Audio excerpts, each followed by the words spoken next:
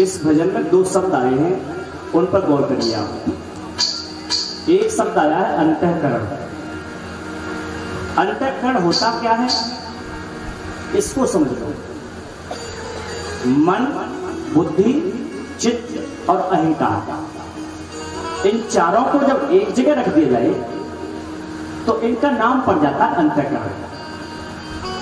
जैसे मुझे कोई अपने घर ले जाए, मुझे अपने घर ले जाए और कहे गुरुजी ये तो हमारा गेस्ट रूम है,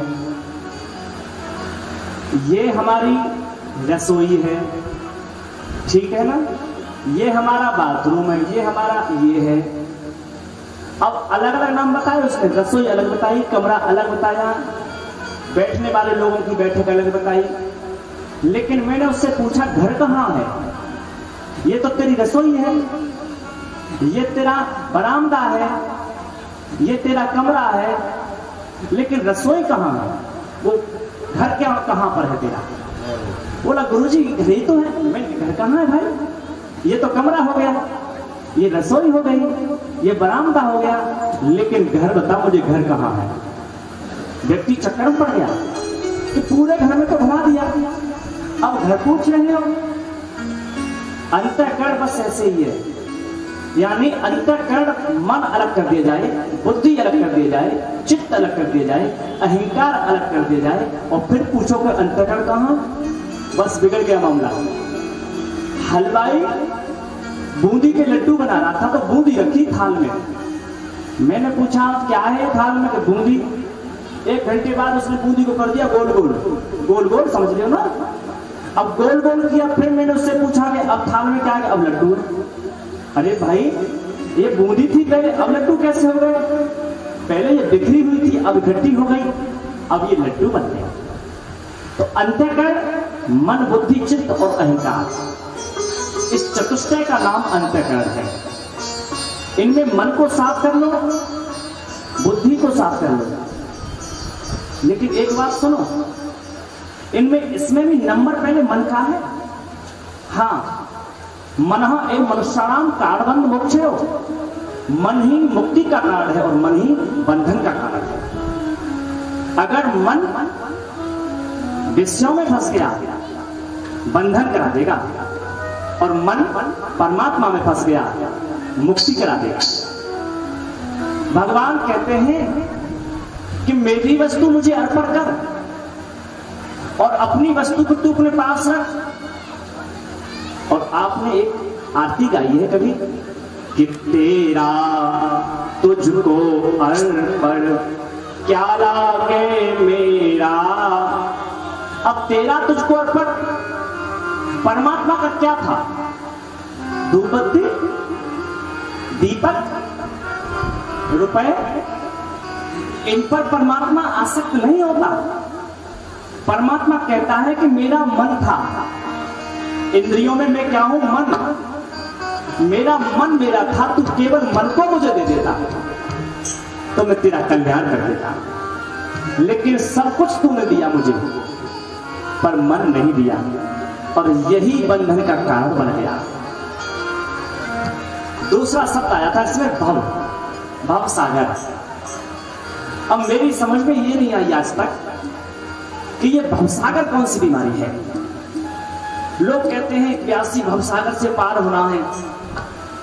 कैसे पार करेंगे परमात्मा के भजन के बिना? भवसागर बहुत गहरा है। लेकिन मुझे आज तक कोई व्यक्ति ऐसा नहीं मिला जो फोटो दिखा दे कि भवसागर ऐसा होता है। तुमको कोई मिला है ऐसा जो भवसागर में तैर के आया हो, बताया कि गुरुजी मैं भवसागर में तैर के आया हूं? लेकिन अंधेरे में तीर मार रहे हैं सब। सत्य यह है कि भवसागर नाम की बीमारी को देखा किसी ने नहीं है, जानता भी कोई नहीं है, लेकिन कहीं किताबों में पढ़ लिया है कि भवसागर कुछ होता है। जैसे हमारे भारत में छोटा सा बच्चा रोता है तो मैया कह देती ब्रज में हमारे में हवा आ जाएगा, लल्ला हुआ। जबकि मैया को भी नहीं पता है कि हवा होता क्या है, और लाला चुपचाप सो जाता था कि मैया हवा ना आ जाए बस। ये हवा से बढ़कर के कुछ भी नहीं है। भवसागर डरा रहे लोग। और लाइसेंस भी वो लोग दे रहे हैं कि भवसागर से पार हम कर देंगे तुम्हें, जो खुद को पता नहीं है कि भवसागर है क्या। कभी किसी से पूछना तुम्हारे पास फोटो है भवसागर का, नाव तो कुछ है भवसागर की, कौन सी नाव चलती है भवसागर में, कुछ पता नहीं है। आदिगुरु शंकराचार्य ने कुछ कहा है उसके बारे में। स्मृति और विस्मृति दो शब्द हैं वेदांत के अंदर। स्मृति माने अपना ज्ञान और विस्मृति अपने आप को भूल जाना। अपने आप को भूलना ही भवसागर में गोते खाना है, और अपने आप का ज्ञान हुआ कि तुम भवसागर के पार हो गए। जैसे राजा जनक ने भी प्रश्न बना लिया था कभी, ये सत्य या वो सत्य।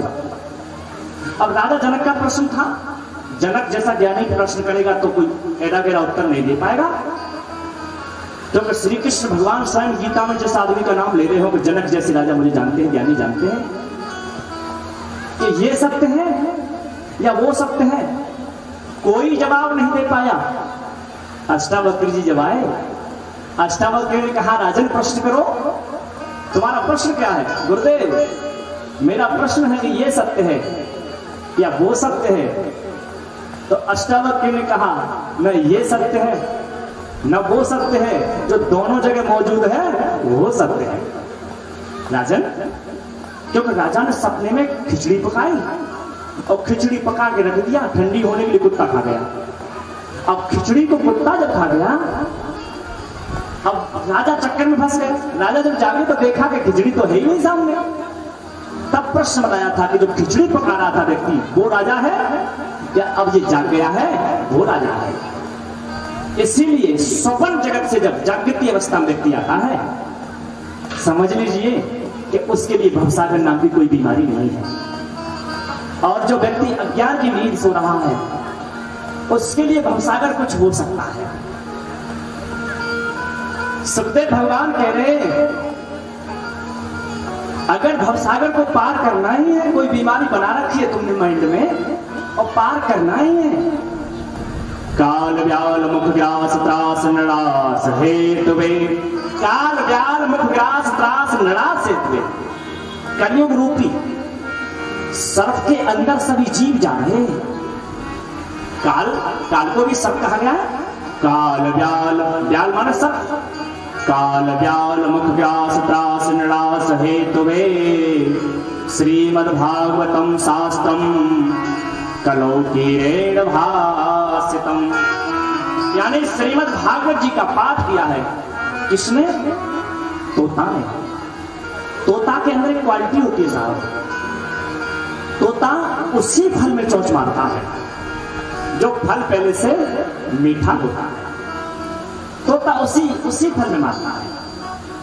और परमात्मा के नाम रूपी वन में दो ही पक्षी रहते हैं हमेशा, या तो तोता रहता है या कोयल रहती है।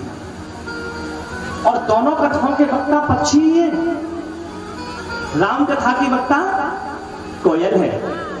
वंदे वाल्मीकि कोकिलम। वाल्मीकि कौन है? कोयल। तो कोयल राम कथा गा रही है और तोता भागवत गा रहा है। कोयल भी कुछ ज्ञान देती है। पंचम स्वर में तो गाने वाली है ये कोयल। लेकिन कोयल ऐसा ज्ञान देती है कि अपने बच्चे दूसरे से पढ़वा लेती है।